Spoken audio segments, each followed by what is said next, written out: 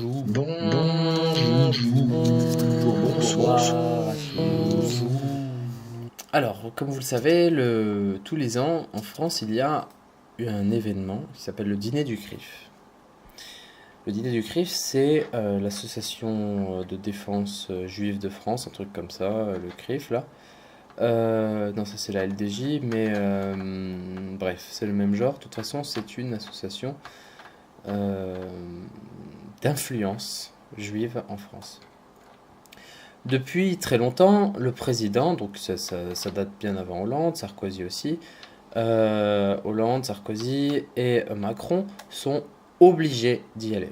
Obligés, sont tenus déjà rien que là, d'où le président est obligé d'aller dans une association, on va dire privée, qui n'a pas enfin, qui n'est pas censé avoir une grande influence, en tout cas, sur l'état du pays. Pourquoi est-ce que le président est obligé d'y aller? Une question qui fait fleurir les esprits des complotistes, vous me direz-vous. Mais il y a un moment, il faudrait peut-être arrêter de taxer de complotistes tous les gens qui réfléchissent. Parce que il y a un problème là. Il y a un problème, et surtout dans ce que je vais vous montrer, regardez ça.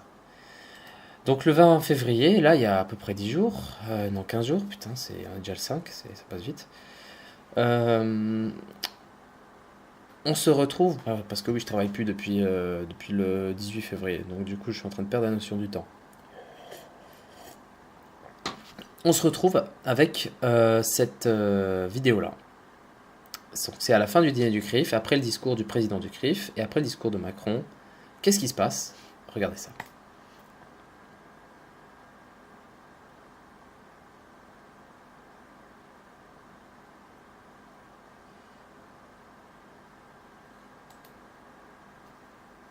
C'est quoi ça?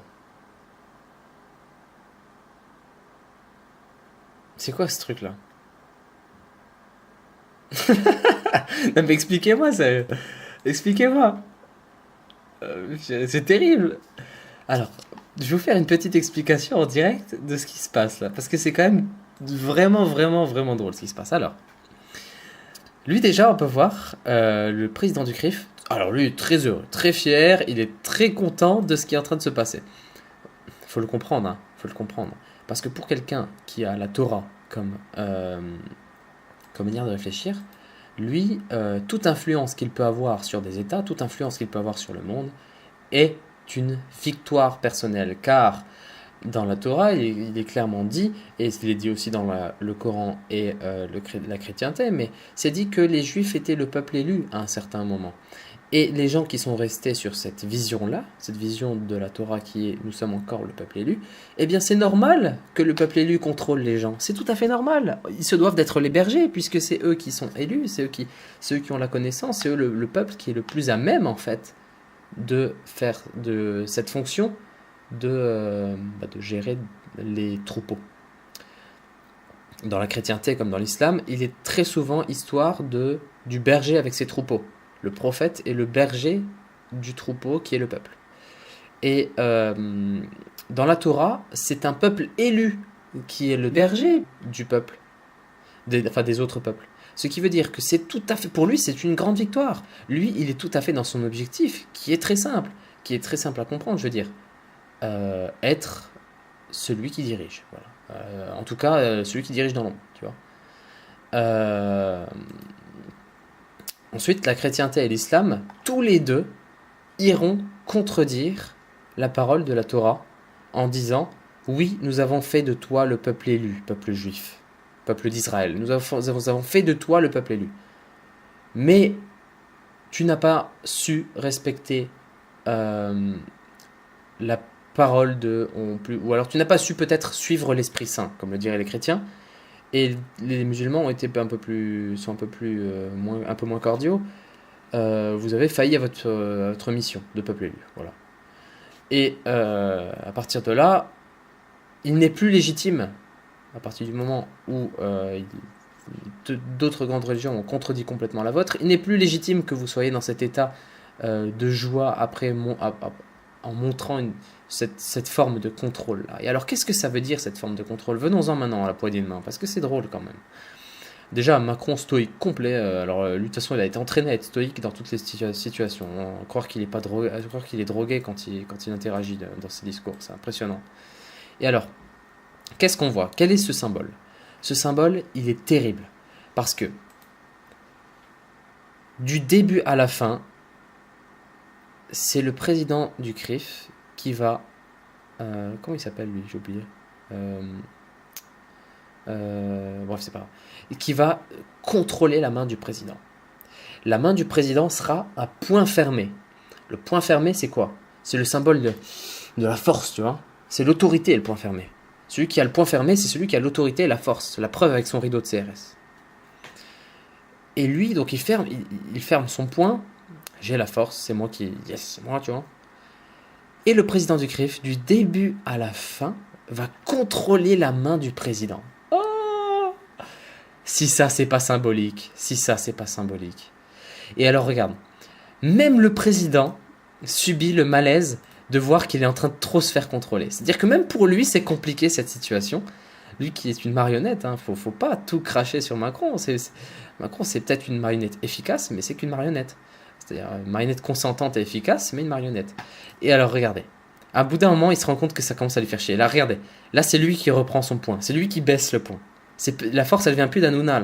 Hanouna, lui, voudrait rester comme ça, tu vois. Il voudrait rester en mode ouais, ouais. Mais là, Macron, il s'énerve, il dit non, arrête. Et là, regarde le regard qu'il va lui lancer. Voilà. Ce regard-là, c'est putain, tu m'emmerdes.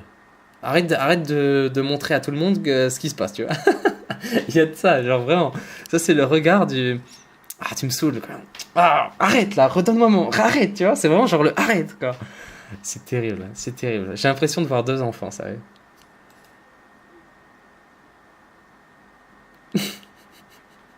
après, il se calme. Voilà. Et lui aussi, il se calme parce que. Mais il continue, hein. Il continue, mais c'est quoi ça, purée, mais.